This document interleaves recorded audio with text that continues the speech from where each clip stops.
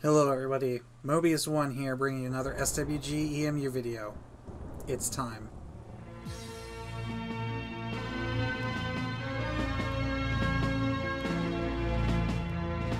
As you can see, I am standing here next to Rohak, the Jedi Village Elder. This is the man in charge of all of the pain and suffering that you're about to go through if you plan on unlocking Jedi. As the video title says, this is part 2 of Unlocking Jedi and Galaxies, so if you haven't already watched part 1, go ahead and click the annotation that pops up on screen and watch that first, because you're going to have to do all the steps in that video to even get to where I'm standing right now. With Jedi being confirmed for Publish 9, and Publish 9 getting closer day after day, I knew it was time to make a part 2 to my Unlocking Jedi series. As a quick note, I am recording this video on the Test Center Nova server, so depending on when you're watching this video, Jedi may or may not yet be implemented on Basilisk. I guess it's also worth noting that if you're watching this video way in the future and you're playing on Suncrusher, everything that you're about to hear is still relevant. So at the end of my last video, get a waypoint to the Jedi Village on Dathomir. So here I am, standing in the center of it, coordinates about 5300, negative 4150. If I look at my map, you can see it's down in the southeast here, and if you are running the satellite map mod that I have, you can actually see the force field surrounding the village on the map. This video is basically going to be an index for all of my other videos about the village, because the village has so much content and so many moving parts that I'm going to break this up into several videos so that if you're looking for how to achieve a specific thing, you can find the video geared specifically for that quest. I figured that is so much better than making like a 3-hour video encompassing everything and having to put like timestamps in the description to find what you're looking for. This way, it'll be nice and split up. All you have to do is look in the video description of this video. So if you plan on becoming a Jedi, bookmark, favorite, like, whatever it is, this video, and then as I make more videos on the subject of unlocking Jedi, I'll put the links to those in this video's description so that when you choose which quest you want to do, because as you're about to see, you get to choose which quests you want to do to unlock Jedi, you can use this video as an index to see which quests are available. Alright, so the village. How does it work? The first thing you need to know is the village goes through 4 phases. One village phase lasts 3 weeks, though for testing purposes on Nova, they've shortened it to only 2 days. To become a Jedi through the village system, you are required to unlock and train a total of 6 Force-sensitive skill branches. But here's the tricky part. During each phase of the village, there are a total of 4 possible quests that you can accept. The bad part is you can only accept and complete 1 quest per phase. So since a phase of the village lasts 3 weeks, you can only do 1 quest per phase, and you need to do a total of 6 quests. You could do the math and say that that means it's going to take you roughly 18 weeks to unlock all of your Force-sensitive branches. While that sounds true on the surface, it's not entirely true, because technically you could complete your first quest during the last day of a phase, and then immediately following the day after the village switches to the next phase, complete another quest, and because of that, you actually skipped 2 weeks and 6 days, and then similarly, at the end of the 5th phase, if you complete a quest on the first day of the 6th phase, then you've skipped another 2 weeks and 6 days. So what I'm trying to say is those of you that are really, really dedicated to unlocking Jedi, it's possible to do it in like just over 3 months. But because of the way the village works, it is physically impossible to do it in less than that amount of time. So I think the first thing that we should take a look at are the Force-sensitive branches themselves and see what our options are. Unfortunately, there's no way to view these skill trees in-game until you've unlocked one of them. However, we're lucky enough to have access to the profession calculator that comes with the Galaxy's Launchpad. So if you open this up, you can see here at the top, there are 4 different Force-sensitive profession trees. They are Combat Prowess, Crafting Mastery, Enhanced Reflexes, and Heightened Senses. For Combat Prowess, we have Ranged Accuracy, Ranged Speed, Melee Accuracy, and Melee Speed. Crafting mastery, we have experimentation, assembly, repair, and technique. Enhanced reflexes, we have range defense, melee defense, vehicle control, and survival. And in heightened senses, we have healing, surveying, persuasion, and luck. Very important to note that the novice box for any of these professions costs 0 skill points.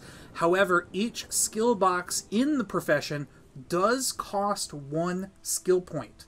That means as you learn these skills, if your character is a build that is very low on skill points, you will have to surrender some skills in order to redeem skill points to train these Force-sensitive skills. Doing a bit of quick math, 4 points per branch, you need 6 branches, that's 24 skill points you're going to need to make available in order to become a Jedi. Now obviously you don't need all 24 points up front, this is going to take place over the course of 3 months. So just because you get yourself to the village and start doing quests, don't go surrendering 24 skill points worth of stuff on day 1, just surrender them as you need the skill points, because training these boxes is going to take you some time. As far as which of these skill branches are worth unlocking, there are some that are a lot better than others. For example, the surveying branch, you can see gives you +5 surveying for each tier.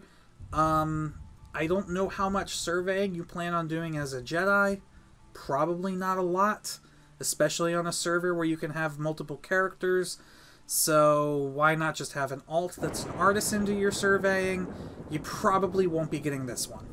Other than that, the crafting mastery branch probably won't be all that useful to a Jedi. Sure, you have to make your lightsaber, but after you've constructed your lightsaber, you're not going to be really making anything or repairing anything. Lightsabers don't decay, only the crystals and pearls that are inside them do. And if your Jedi robes ever break, all you have to do is meditate at a Force shrine to get a replacement robe. So really, the main purpose of the crafting mastery tree would be for somebody who wants to get a little bit of bonus points in their assembly or experimentation or repair skills, but ultimately not become a Jedi completely. And that is an option. Just because you get these Force-sensitive skills does not mean you have to be a Jedi.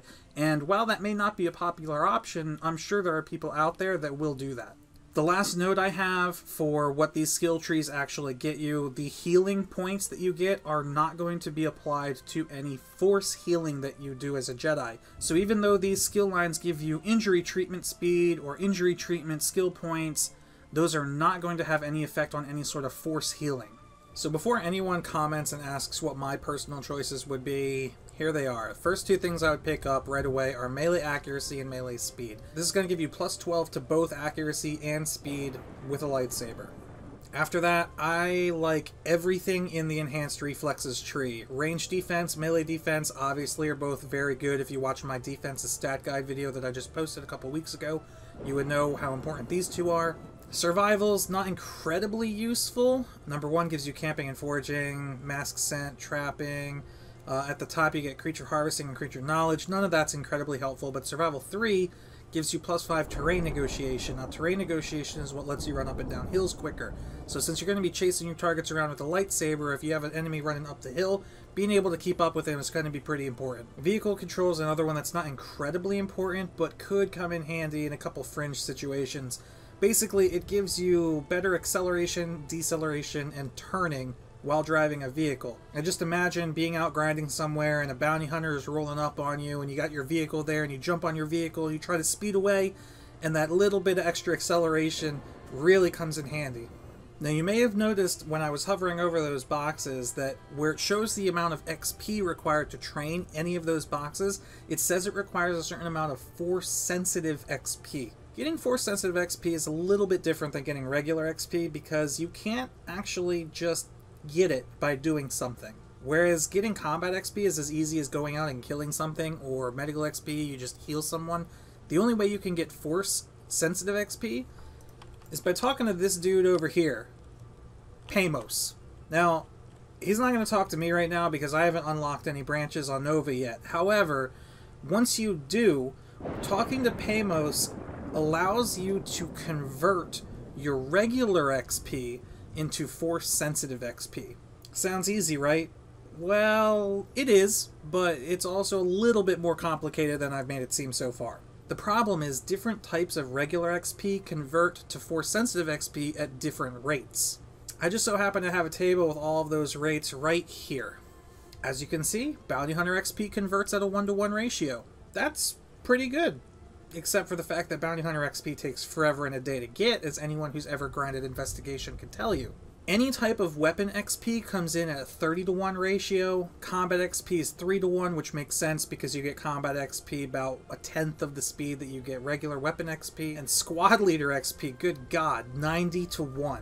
DNA sampling, political, slicing, those are all 3-to-1. Merchant, 4-to-1. Wilderness survival, 5-to-1. Image design, 7-to-1. Scouting, 8-to-1, blah, blah, blah. You can see what all the exchange rates are here. So typically, you'd want to get the higher, payout exchange rates. However, they're pretty well balanced in the rates balancing how quickly you can earn the regular type of XP. You may also note that these are grouped into 3 different categories: Force-sensitive combat experience, Force-sensitive senses experience, and Force-sensitive crafting experience. There are actually 3 types of Force-sensitive XP, and each of these are used for different Force-sensitive skill trees. So the Force-sensitive senses is for heightened senses, Force-sensitive crafting is for crafting mastery, and luckily for us, Force-sensitive combat experience is for both combat prowess and enhanced reflexes. So when I did this on live, I used a Terraskasi Master and a Master Swordsman, and basically just went out, maxed out on unarmed and two-handed XP, and then came back and converted them all 30-to-1 and turned in whatever combat XP I had at 3-to-1. And that took it took a long time. Knowing what I know now about the game, I wonder if being a commando wouldn't be a better option, since grenades get you combat XP, and combat XP is 3-to-1. I don't know. Maybe I'll give that a shot this time. Just keep in mind that if you do plan on unlocking one of the branches through heightened senses or crafting mastery, that you're not going to be able to convert pure weapon or combat XP into Force-sensitive XP for that profession. You're going to need to pick up another profession in order to do that. And that's really all I have for this video. Like I said earlier, this video is the foundation, the index video for all of the walkthroughs that are coming. So keep this video saved, reference it when you need help, look for the links in the description. There obviously aren't going to be any the day that I post this, but there will be soon, TM. And I look forward to walking you all through your path to becoming a Jedi. As always, thank you guys for watching. Mobius1 here, and I'll see you in the next one.